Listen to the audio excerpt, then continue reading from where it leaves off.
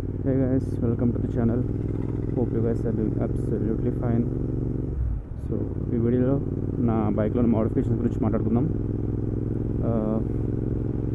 First నా bike గురించి introduce చేస్తాను. నా బైక్ వచ్చేసి royal Enfield continental GT 650 2021 model. నేను తీసుకుని కూడా ఆల్మోస్ట్ 1.5 year అవుతుంది. సో నా బైక్లో ఈ 1.5 yearలో ఏం మోడిఫికేషన్స్ ఇచ్చానో మీకు చెప్తాను. అండ్ ఆల్సో వాటి రివ్యూ కూడా ఇచ్చేస్తాను, ఎందుకంటే నేను ఆల్మోస్ట్ 1 year నుంచి వాడుతున్నా కాబట్టి నాకు ఆల్మోస్ట్ ఏది ఎట్లుందని నాకు కొంచెం ఐడియా ఉంది. ఎక్కడ పక్కన ఆపి మనం మాట్లాడుకుందాం.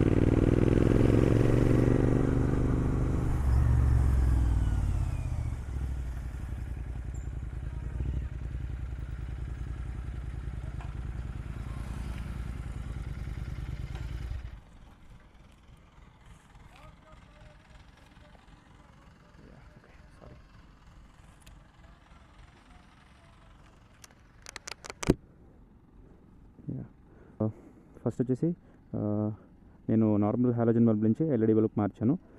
స్టాక్ GTకి మనకి నార్మల్గా హాలోజన్ బల్బ్స్ వస్తాయి. So the brand is night LED bulb. LED నాకు అంత త్రో అస్సలు బాగా అనిపించలేదు.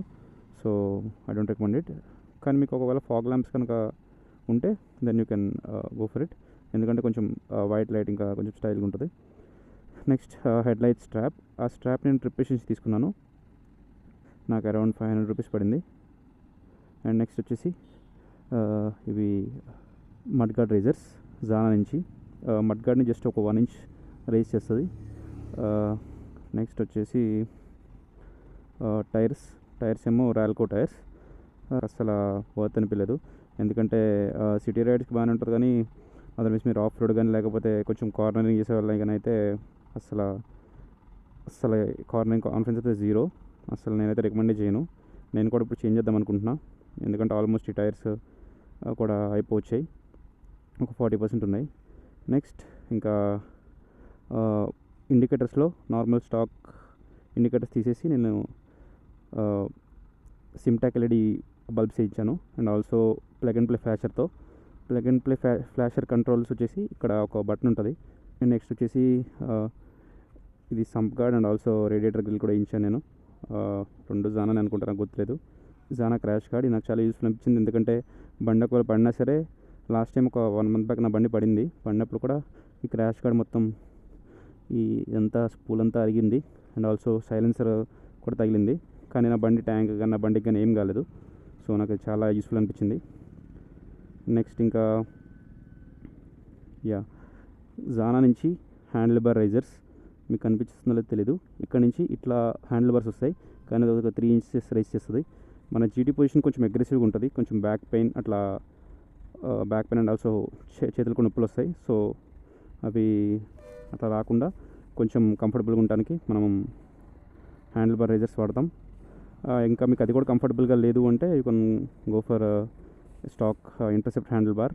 సో అది కొంచెం మీకు కంఫర్టబుల్ పొజిషన్ ఇస్తుంది. లేకపోతే మన ఆఫ్టర్ మార్కెట్ హ్యాండిల్ బార్ ఏమైనా తీసుకున్నా మీకు కంఫర్టబుల్ పొజిషన్ ఇస్తాయి. అండ్ నెక్స్ట్ వచ్చేసి నేను కొన్ని హీట్ గార్డ్ ఇంకా ఆల్సో కొన్ని కాంపోనెంట్స్ ఇది కొన్ని అంటే నాకు క్రోమ్ పార్ట్స్ వచ్చాయి. అవి నా బండి బ్లాక్ కాబట్టి దాని యాస్టిక్ మ్యాచ్ అయ్యేట్టు బ్లాక్ పార్ట్స్ ఆర్డర్ చేశాను అమెజాన్ నుంచి. అవి కూడా అండ్ ఆల్సో ఈ క్యాప్ కూడా బ్లాక్ కలర్ ఆర్డర్ చేశాను. అండ్ నెక్స్ట్ ఎగ్జాస్ట్ వచ్చేసి AEW TE101.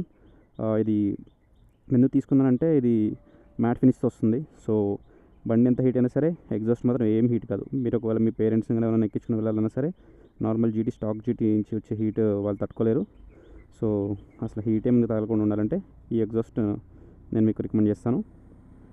It cost around I guess 15,000 అనుకుంటా అప్పట్లో నేను కొన్నప్పుడు 1 year బ్యాక్. ఇప్పుడు నాకు తెలియదు, ఒకసారి నేను మీకు అన్ని ప్రొడక్ట్ లింక్స్ అని బయోలో ఇస్తాను. You can go and check. And obviously exhaust ఉంది కాబట్టి దానికోసం నేను ఫ్రీ ఫ్లో ఎయిర్ ఫిల్టర్ ఉంది వే టు స్పీడ్ బ్రాండ్ నుంచి. అండ్ నెక్స్ట్ వచ్చేసి ఎంకే డిజైన్స్ నుంచి టైర్ హ్యాగర్ ఎందుకంటే మనకి ఇట్లా స్టాక్ది ఇట్లా కిందకు వస్తుంది, అది చుట్టానికి లుక్ అంత బాగాలేదు. సో రీసెర్చ్ చేస్తే ఇది ఎంకే డిజైన్స్ దొరికింది.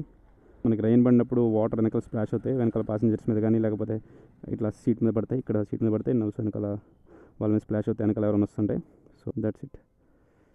ఏవైనా బైక్లో మోడిఫికేషన్స్ మీకు ఏమైనా కావాలన్నా సరే నేను అన్ని డిస్క్రిప్షన్లో లింక్స్ పెడతాను. మీకు ఏమైనా కావాలన్నా సరే చెక్అవుట్ చేసుకోండి.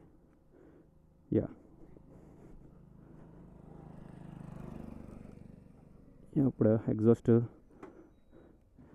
ఎయిర్ ఫిల్టర్ వేసాక ఫ్రీ ఫ్లో వల్ల సౌండ్ కొంచెం ఇంక్రీజ్ అవుతుంది, మీకు చూపిస్తాను. దీనికి డీబీ ప్లస్ కూడా నేను తీసాను.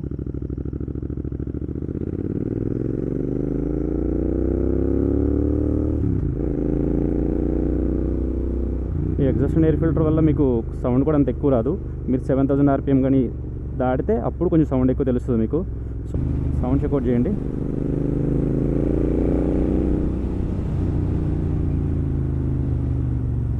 అండ్ ఆల్సో ఇందాక చెప్పా కదా లైట్ కూడా అసలు ఏం విజిబిలిటీ లేదని. చూడండి మీరే, ఇది లో బీమ్, ఇది హై బీమ్ అసలు మీకు ఎక్కడ చీకటిగా ఉన్న రోడ్లో చూపిస్తాను.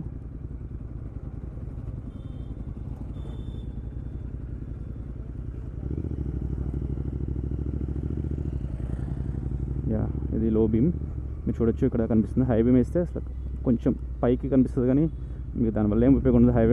హైవే మీద వెళ్తున్నప్పుడు కానీ మీకు ఏం యూజ్ ఉండదు. ఎందుకంటే హైవే మీద మీరు ఆల్మోస్ట్ ఈ బండి తీసుకున్నప్పుడు క్రూజ్ చేసేదే 80 to 120 ఉంటుంది. మీకు అక్కడ ఆ గ్యాప్లో లైట్ రీచ్ చేసరికి మీరు ఆ డిస్టెన్స్ వెళ్ళిపోతారు, మీకు అసలు ఉపయోగం ఉండదు. సో అందుకే నేను ఈ లైక్ రికమెండ్ చేయట్లేదు. మీకు ఏమైనా ఒకవేళ ఫాగ్ ల్యాంప్స్ కానీ ఉంటే అప్పుడు మీరు తీసుకుని వాడుకోవచ్చు, ఎందుకంటే చూడటానికి కొంచెం యాస్థెటిక్ మ్యాచ్ అయ్యే స్టైల్గా ఉంటుంది. Thank you for watching. Thank you.